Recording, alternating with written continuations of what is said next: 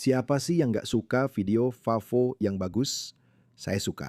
Dan saya yakin kamu juga suka. Itulah kenapa kamu akan suka video ini. Karena setiap tindakan ada konsekuensinya.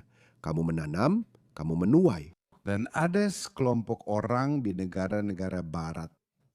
Ada faksi, ada segmen masyarakat yang berpikir bahwa para Islamis, sebuah segmen yang berpikir bahwa mereka punya peluang lebih baik untuk memperbaiki dunia atau membuat dunia lebih baik dengan bergabung bersama para Islamis. Bukankah itu luar biasa? Anda mungkin berpikir, siapa orang-orang itu? Apakah mungkin ada Hindu, Yahudi? Siapa yang tahu? Mungkin hanya kaum sosialis kiri yang woke. Saya menyebut aliansi tidak suci ini mungkin sejak tahun 2018 atau 2019. Tapi kemudian saya menyadari bahwa saya bukanlah orang jenius yang pertama mengatakannya. Ada orang lain juga yang telah menunjukkan hal-hal serupa. Tapi istilah itu sebenarnya sudah diciptakan sekitar 3 dekade sebelumnya oleh orang lain, oleh orang Iran, karena mereka mengalaminya sendiri secara langsung apa yang terjadi ketika Anda bekerja sama dengan kaum Islamis. Pernahkah Anda bertanya-tanya mengapa komunisme tidak pernah benar-benar berkembang di dunia Muslim? Pernahkah Anda bertanya-tanya mengapa begitu? Maksud saya, kaum komunis itu radikal, agresif, dan mereka telah menunjukkan bahwa haus darah mereka tak ada batasnya. Mereka bisa membunuh jutaan orang demi mengejar agenda komunis mereka. Tapi kenapa komunisme tidak pernah benar-benar mendapatkan pijakan kuat di dunia Muslim? Ya, ada partai komunis di Pakistan, ada juga partai komunis di Bangladesh. Banyak negara Muslim memiliki partai-partai komunis ini, tapi tahu tidak, mereka sudah punya monster sendiri di negara-negara itu. Itu adalah Islam. Islam adalah ideologi yang sangat dominan dan agresif. Dulu pernah tunduk pada kekuatan-kekuatan moderat, sekuler, bukan sekuler, maksud saya moderat, kekuatan demokratis yang moderat. Sebagai contoh, ada semacam demokrasi di Bangladesh dan Pakistan, tetapi itu terutama disebabkan oleh kolonialisme Inggris. Namun sebelum itu, jika Islam benar-benar berkuasa penuh, negara-negara Muslim ini akan jauh lebih buruk daripada yang sudah ada sekarang. Namun Islam tidak mau mengalah atau kehilangan lebih banyak lagi kepada ideologi lain manapun. Itulah sebabnya komunisme tidak pernah berkembang di dunia Muslim. Namun mereka mencoba pada masa Shah Iran. Banyak kaum kiri, banyak kaum woke Iran, istilah itu belum ada saat itu, tetapi kaum kiri Iran, sosialis, Marxis, komunis, mereka bekerja sama dengan kaum Islamis. Mereka sebenarnya membantu para ayatollah untuk mewujudkan revolusi mereka. Dan lihat ini adalah foto yang sangat terkenal dari dua wanita kiri, woke, sosialis, Marxis, wanita Iran pada masa itu. Salah satu dari mereka terbunuh dan dia sedang memegang foto Ayatollah Khomeini. Dan begitu dia berkuasa, dia membunuh sekitar 30.000, sekitar 30.000 kaum kiri yang telah membantu para mullah Ayatollah dan rezim Islam mengkonsolidasikan kekuasaan, dieksekusi. Banyak dari mereka dieksekusi. Dan di antara mereka yang dieksekusi adalah salah satu dari dua wanita ini. Saya tidak tahu yang mana, tapi satunya lagi. Jadi satu dieksekusi, dan yang satunya lagi melarikan diri ke negara demokrasi barat di mana dia tinggal sampai hari ini. Jadi mereka menyaksikannya dan orang-orang Iran telah mencoba memperingatkan dunia agar jangan bersekutu dengan kaum Islamis. Jangan lakukan itu. Tapi orang-orang kiri, woke, sosialis, dan Marxis di barat saat ini, mereka tidak mau mendengarkan. Mereka berpikir bahwa orang kulit putih atau kapitalisme adalah sumber dari segala kejahatan. Dan apapun yang terjadi, dengan cara apapun, kita harus membongkarnya. Pertama, menuju keadaan anarki dan bekerja sama dengan siapa saja yang bisa diajak. Dan itulah sebabnya mereka bekerja sama dengan kaum Islamis. Tapi ini bukanlah aliansi dengan kepentingan bersama. Selain fakta bahwa mereka ingin membongkar masyarakat barat, mungkin hanya itu saja. Selain itu, mereka tidak memiliki kesamaan apapun. Mereka tidak punya kesamaan apapun. Mereka tidak punya kesamaan apapun selain kebencian terhadap barat. Jadi, cepat atau lambat, akibatnya akan kembali kepada mereka sendiri. Sekarang saya akan menunjukkan beberapa favos kepada Anda. Kita pertama kali melihat retakan dalam aliansi tidak suci ini sekitar 2 tahun yang lalu. Tapi saya sudah membahas ini. Ini diterbitkan di The Guardian yang merupakan media berita yang sangat progresif. Lihat ini, rasa dikhianati, Kekecewaan kaum liberal saat kota di ISSEC yang dipimpin Muslim melarang bendera Pride. Begitu banyak kaum liberal merayakan ketika Hamtramck, Michigan memilih Dewan Mayoritas Muslim pada tahun 2015. Namun keputusan untuk melarang bendera LGBTQ+ di properti kota telah menimbulkan ketegangan, telah merusak hubungan. Siapa yang menyangka itu akan terjadi? Dan itu benar-benar terjadi pada tahun 2015, omong-omong. Itulah sebabnya kami memberitahu mereka bahwa orang-orang LGBTQ ini akan menjadi yang pertama dalam daftar eksekusi jika para Islamis mendapatkan keinginannya. Tapi orang-orang ini sangat bodoh. Mereka justru membantu mereka mencapai tujuan mereka. Sebrutal, sebarbar, dan sedogmatis apapun kaum komunis, para Islamis masih satu tingkat di atas mereka. Inilah sebabnya di dunia Muslim, setiap kali terjadi konfrontasi antara kaum Marxis dan kaum Islamis selalu keluar sebagai pemenang. Jadi mereka tidak memahaminya.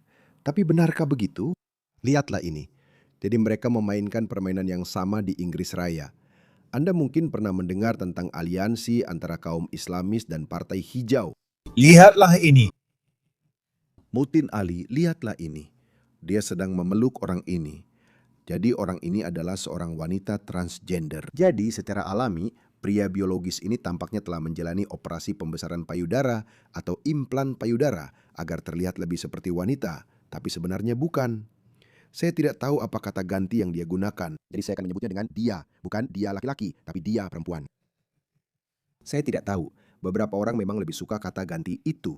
Saya pikir mereka menggunakan mereka, bukan dia. Dia, ze, tapi saya tidak tahu. Jumlahnya sekitar 50. Jadi intinya saya tidak peduli soal itu. Saya doakan yang terbaik untuk dia. Tapi lihat dia sedang memeluknya. Dia benar-benar percaya bahwa orang transgender ini adalah laki-laki. Karena seorang muslim, seperti seorang muslim Islamis radikal seperti Muhtin Ali, dia bahkan tidak akan berjabat tangan dengan seorang wanita. Dia tidak akan melakukannya. Dia memang seradikal itu. Lihat dia.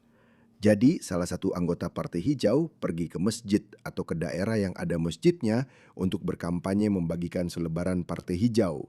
Dengarkan apa yang terjadi. Dan sebenarnya sebelum saya memutarkan itu untuk Anda, coba dengarkan. Lihat ini. Bagaimana umat muslim, bagaimana muslim lainnya mengimbau diaspora muslim agar tidak memilih Partai Hijau. Seperti Partai Hijau mendukung undang-undang gender berdasarkan identifikasi diri, yang berarti saya bisa bangun pagi-pagi atau Syakil bisa bangun pagi-pagi sebagai pria setinggi 6 kaki dengan jenggot dan mengidentifikasi diri sebagai perempuan. Tepat sekali. Yang harus diingat semua orang di Denton dan Bolton. Muslim yang mendukung Partai Hijau melakukannya sebagai bentuk protes dalam pemilihan. Kita harus memahami bahwa kebijakan Partai Hijau jauh lebih ekstrim dibandingkan kebijakan Partai Buruh. Kita harus memiliki calon independen yang benar-benar mewakili tujuan rakyatnya, bukan orang-orang yang duduk di London dengan setelan mewah. Ada masalah pelindungan serta masalah moral. Olahraga wanita, pria bisa ikut berkompetisi di dalamnya. Ruang khusus wanita, toilet, pria bisa masuk ke dalamnya. Apakah para kiri badut yang masih ingin bersekutu dengan orang-orang ini sadar bahwa jika mereka membenci kekristenan karena nilai-nilai tradisionalnya, seperti tidak mendukung LGBTQ, ruang khusus wanita harus terpisah, yang saya juga yakini, nilai-nilai tradisional keluarga, orang-orang ini 2 tingkat di atas mereka. Ini level berikutnya.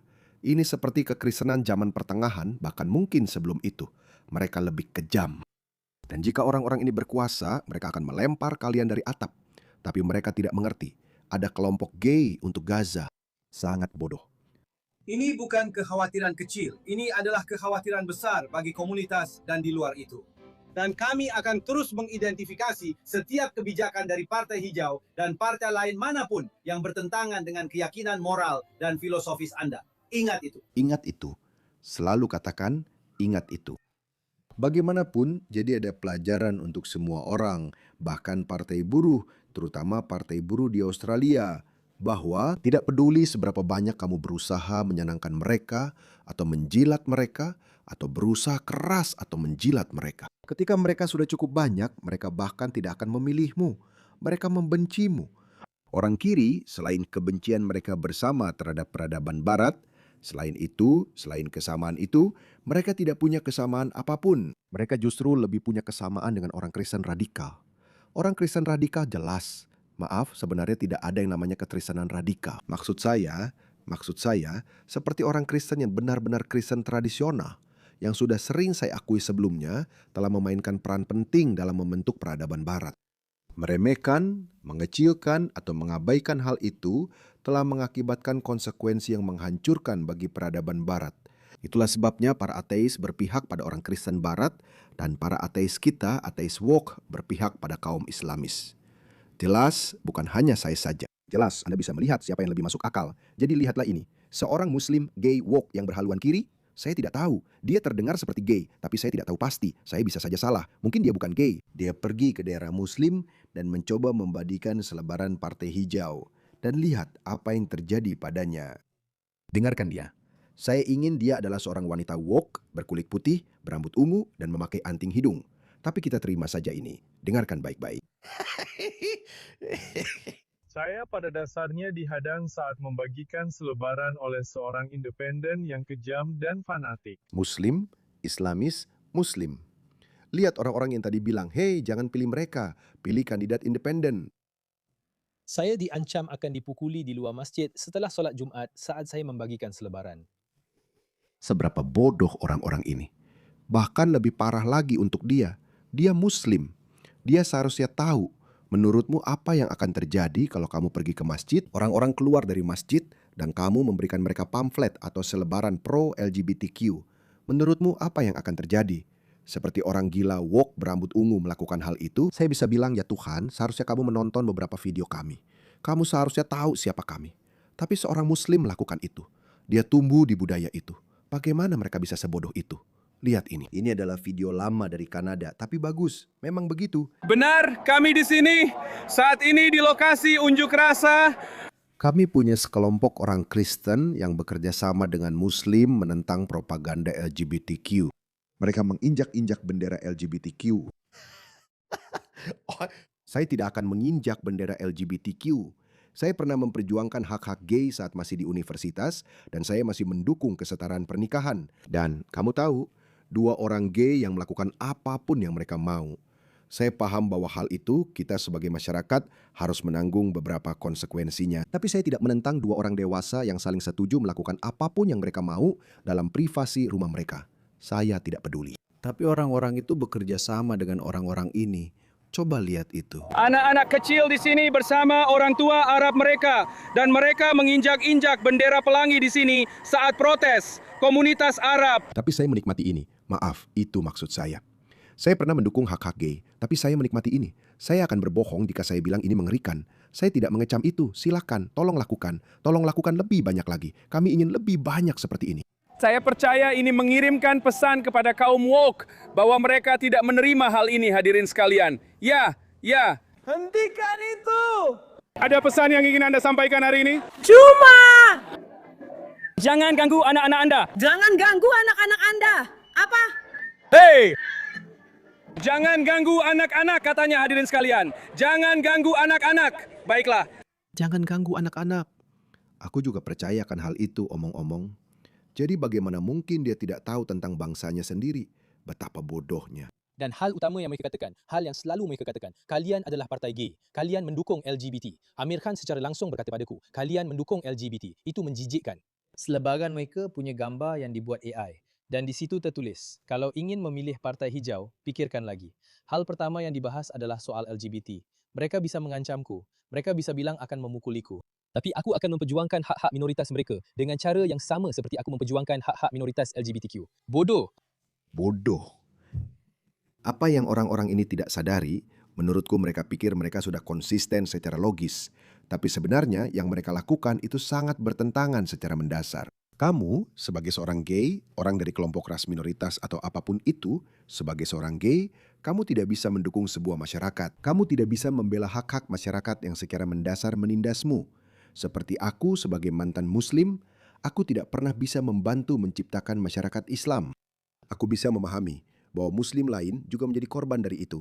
Dan Muslim lain bisa, kamu tahu, menderita di bawah sistem eksternal. Bukan hanya sistem Muslim, tapi juga di bawah sistem Barat. Seorang Muslim bisa menderita. Kamu bisa menjadi korban kejahatan kebencian. Aku mengerti itu. Tapi aku tetap tidak bisa. Aku bisa mendukung seorang Muslim secara individu.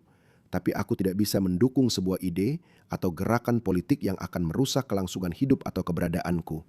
Jadi, itu adalah hal yang mendasar. Jadi inilah mengapa ketika kamu mengatakan kaum gay untuk Gaza, Kaum gay di Barat tidak bisa atau seharusnya tidak membela Gaza. Bukan berarti kamu tidak mengakui bahwa orang-orang di Gaza sedang menderita. Mereka adalah korban dari sebuah perang di mana rakyat mereka sendiri memainkan peran besar dalam menyebabkan perang itu. Kamu bisa memahami itu, bahwa anak-anak menjadi korban ledakan atau orang-orang sedang sekarat. Tapi kamu harus melihat dari sudut pandang yang lebih luas dan kamu harus berkata, tapi tetap saja, aku tidak bisa menciptakan masyarakat di mana orang-orang seperti aku akan dianiaya. Itulah kenapa orang-orang Iran tidak. Mereka tahu bahwa bom-bom jatuh menimpa rakyat mereka. Mereka tahu bahwa orang-orang tak bersalah akan mati. Tapi mereka berkata, kami mengerti itu. Tapi kami tidak bisa mendukung rezim Islam Iran karena rezim itu secara mendasar memperbudak seluruh negara. Kamu lihat kontradiksinya? Mereka juga bisa berkata, ya, orang-orang ini, orang-orang yang penampilannya seperti saya, mereka yang terkena bom-bom Amerika atau Israel. Yaitu harga kecil yang harus kamu bayar. Tapi kamu harus melihat gambaran yang lebih besar. Tapi orang-orang ini tidak mengerti, bodoh. Saya membela mereka dan hak-hak mereka. Seperti saya membela LGBTQ. Itu bodoh. Hak-hak minoritas mereka. Sama seperti saya akan memperjuangkan hak-hak minoritas LGBTQ. Kerana saya telah melihat dan belajar melalui membaca sejarah dan melalui pemahaman tentang itu. Saat kamu membiarkan pemerintah memilih-milih atau sekelompok orang memilih-milih, maka satu kelompok tiba-tiba tidak aman bagi masyarakat. Dan mereka bisa dijadikan kambing hitam. Tidak. Kata kuncinya adalah dijadikan kambing hitam. Bagaimana bisa disebut kambing hitam ketika 90% dari semua aktivitas teroris berasal dari persentase kecil masyarakat, yaitu Muslim? Muslim merupakan 6% dari penduduk Britania Raya. Namun mereka menyumbang 95% dari semua serangan teroris. Hal yang sama juga terjadi pada kejahatan seksual. Jadi ini bukan menjadikan mereka kambing hitam. Ini disebut analisis objektif dengan melihat data. Data tidak berbohong. Tidak ada kelompok minoritas lain yang aman. Dan hak-hak minoritas ada untuk melindungi semua orang. Kita bisa hidup berdampingan satu sama lain. Tidak masalah siapa yang dicintai seseorang. Tidak masalah apa yang dilakukan seseorang di kamar tidurnya. Dan untuk pandangan Muslim juga, di dalam Al-Quran dikatakan, kamu tidak memaksakan apapun kepada mereka. Mereka juga tidak memaksakan apapun kepadamu. Dia bodoh. Ini omong kosong. Ayat Al-Quran yang terus mereka gunakan itu sudah dinasah. Kita bisa hidup berdampingan. Bahkan aku menyebut soal Muslim itu sebenarnya hampir seperti terpancing oleh mereka. Karena di London Timur Laut tidak ada konflik besar antara Muslim dan orang gay. Itu cuma dibuat-buat, hampir bisa dibilang Islamofobik. Di London Timur Laut tidak ada konflik besar antara Muslim dan orang gay. Itu cuma dibuat-buat. Dasar bodoh. Ya, orang-orang ini tenggelam dalam kesombongan mereka sendiri, guys. Mereka memang tidak mengerti. Jika kamu membantu membangun masyarakat Muslim, kamu sebagai orang gay tidak akan pernah berkembang di masyarakat itu. Itu tidak akan pernah terjadi. Itu tidak akan pernah terjadi. Itulah sebabnya jika kamu mendukung perlawanan Afghanistan, yaitu Taliban, selama perang Amerika Serikat di Afghanistan, atau perang melawan teror pada masa itu, kamu pada dasarnya sedang membantu menciptakan masyarakat Islam. Dan lihatlah apa yang terjadi di masyarakat Islam itu. Perempuan bahkan tidak bisa berbicara dengan suara keras. Suara perempuan tidak boleh terdengar di luar. Jika mereka terdengar di luar rumah, maka mereka akan dihukum. Perempuan tidak bisa melanjutkan pendidikan setelah tingkat dasar, dan bahkan pendidikan dasar pun harus dilakukan di rumah oleh perempuan lain. Jadi, kamu tahu, tidak ada pendidikan sekolah menengah atau jelas tidak ada pendidikan universitas untuk perempuan karena mereka membenci Amerika, mereka membenci Barat, dan dalam kebencian mereka terhadap Amerika, mereka mendukung Taliban. Lihatlah konsekuensi langsung dari dukunganmu. Tapi orang-orang ini begitu saja beralih ke hal lain. Mereka tidak peduli. Jadi itulah tepatnya Gaza akan menjadi Afghanistan 2.0, negeri Islam yang bobrok. Jadi itulah sebabnya saya tidak bisa mendukung, meskipun saya mengakui banyak orang telah meninggal, banyak orang telah menderita. Saya pikir 40-50% dari korban di Gaza adalah warga sipil. 50% adalah warga sipil dan 50% adalah anggota Hamas yang merupakan rasio kombatan terhadap warga sipil yang sangat baik. Hampir seperti karakterisasi debat yang bernuansa Islamofobia. Bukan berarti Islam itu unik dalam pandangannya tentang homoseksualitas. Tapi umat Muslim di sini telah hidup berdampingan dan mampu serta mau hidup berdampingan dengan orang-orang queer. Sangat bodoh. Mereka sangat bodoh. Aku tidak tahu. Aku tidak pernah ditantang oleh orang-orang seperti ini. Aku ingin sekali berdiskusi dengan orang-orang woke yang gila. Aku ingin sekali melihat bagaimana mereka membenarkan posisi mereka. Kurasa pada akhirnya mungkin hanya akan berakhir dengan mereka berkata, "Tidak, kamu yang salah." Aku yakin di utopia sempurna kita, Muslim dan kita kaum queer akan baik-baik saja. Kita akan hidup dengan baik. Aku rasa itu keyakinannya, itu dogma. Sama sekali tidak ada logika dan bukti. Tapi kurasa memang begitu cara kerja dogma. Tapi hal baiknya adalah jumlah mereka terus berkurang. Oke. Meningkatnya partai-partai politik sayap kanan garis keras di seluruh dunia barat adalah bukti dari klaim itu. Aku harap mereka segera mengetahuinya. Menurutku, hari H ketika orang-orang ini menyadari bahwa mereka telah bersekutu dengan iblis. Menurutku, hari itu akan datang lebih cepat dari yang kamu kira.